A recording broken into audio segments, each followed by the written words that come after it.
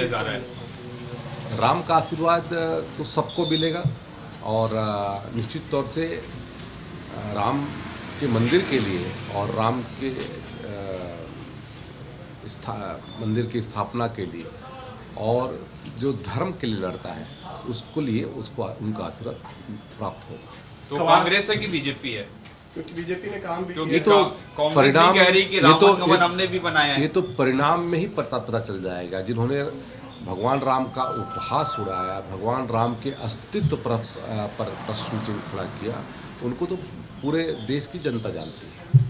कवासी लखमा के खिलाफ शिकायत हुई है सर जगदलपुर में, जो कांग्रेस को लेकर कल एक और वीडियो वायरल हुआ, उसमें कांग्रेस के संस्कार और संस्कृति में बदतमीजी, ऐसा आप लोगों ने वीडियो वायरल किया है। बिल्कुल, कांग्रेस के संस्कार में ही खराब है और उनके जिन्स में ही ये है कि वो यहाँ के लोगों का अपमान करे, राष्ट्र के सबसे बड़े नेता का अपमान करे, दुनिया के सबसे बड़े ताकतवर नेता का अपमान करे।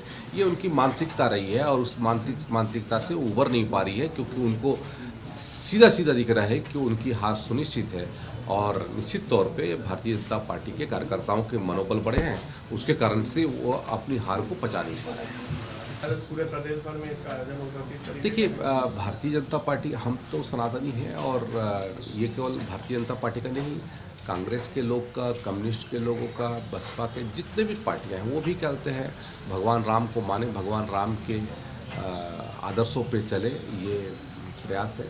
लेकिन कहीं ना कहीं से वो भगवान राम को भी राजनीति से जोड़ने की कोशिश उनकी रहती है, लेकिन वो सफल नहीं होगी। पूरा देश आज भगवान राम के मंदिर बनने पर खुश है और इस बार जो रामनवमी है वो उसका वातावरण अभी से दिख रहा है और हमें विश्वास है कि जिस तरीके से लोग जुड़ करके सामने आ रहे हैं और छोटे छोटे स्थानों पर भी बेस पे चलेगा, पूरे टारगेट बेस पे और नक्सल ऑपरेशन चलेगा। बैठक भी हुई है, क्या कहेंगे? देखिए, नक्सल ऑपरेशन और हम लोग का सबसे शुरू से ये रहा है कि जो वहाँ के लोग हैं वो मुख्य धारा से जुड़े और हमने तो नक्सलियों से भी पहले ही आह्वान किया था कि वो बुलेट छोड़ करके बैलेट को अपनाएं, लोकतंत्र पे विश्वास करें और उनके लिए रास्ते खुले। सर, ये सीट रेशियो की बात होती है, आप जो दावा करते हैं, लेकिन कांग्रेस के जितने नेता हैं वो छत्तीसगढ़ में ये दावा कर रहे हैं कि हमारी सीटों की संख्या ज़्यादा होगी लोकसभा में। देखिए, कांग्रेसियों का दावा, अब वो उनके आपसी उनके जो सरपटौवल की स्थिति है और पूरे देश में वातावरण है, उसके बावजूद यदि उनका कहना है तो ये उनकी आत्मस्तुति है और वो उससे बाहर नहीं आ पा रहे हैं। और हमें विश्वास है कि जिस तरीके से विधानसभा में भारतीय जनता पार्टी के कार्यकर्ताओं ने बढ़ चढ़ करके उनको धूल चटाने का काम किया, इस बार उनका सुपड़ा साफ करेंगे। ये आप लोग जिस तरह से सुप्रीम कोर्ट का जो निर्णय है, उसके बाद कांग्रेस कह रही है कि ईडी ने अभी एक और ECIR जो है वो दर्ज की है, उसमें ये कांग्रेस का तंज कर रही है कि ये केवल मसला है, राजनीतिक षड्यंत्र है। इस तरह से कोई राजनीतिक षड्यंत्र नहीं है। जो हमारे छत्तीसगढ़ का में भ्रष्टाचार करेगा, यहाँ के पैसे का दुरुपयोग करेगा और ऐसे आपराधिक तत्वों को बढ़ावा देगा, उसके साथ में कांग्रेस पार्टी खड़ी दिखाई दे रही है। इसके कारण से वो इस तरीके से बयान जारी करेगी। ये राजधानी के आसपास आदरणीय श्री राजनाथ सिंह जी का हमारे बस्तर और बालोद में प्रवास है। बस्तर के दंतेवाड़ा में और बालोद में उनकी सभा होनी सुनिश्चित हुआ है। माननीय मुख्यमंत्री आदरणीय श्री विष्णुदेव साय जी भी उस कार्यक्रम में सम्मिलित होंगे। प्रदेश अध्यक्ष श्री किरण देव जी भी उस कार्यक्रम में सम्मिलित होंगे और पूरे प्रदेश का जो वातावरण है वो वातावरण भारतीय जनता पार्टी के पक्ष में है।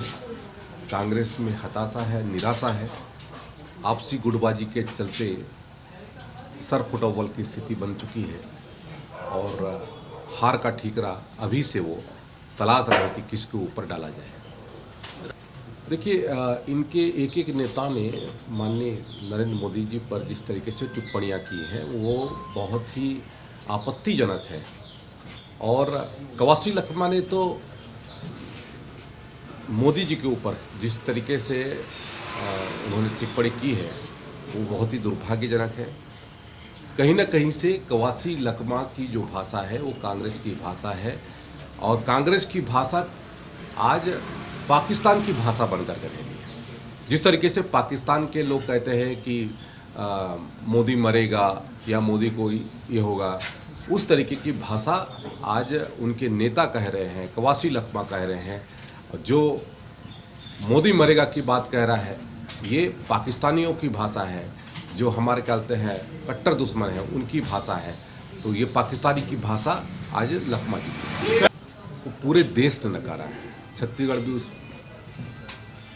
भी उसमें शामिल है। पिछली बार जब आए थे तो उन्होंने पदयात्रा की थी और वर्तमान स्थिति ऐसी है कि वो अमेठी से भाग करके वायनाड चुनाव लड़े। पिछली बार अमेठी से वायनाड भागे थे। आने वाले समय में वो वायनाड से भी बाहर की ओर भागेंगे।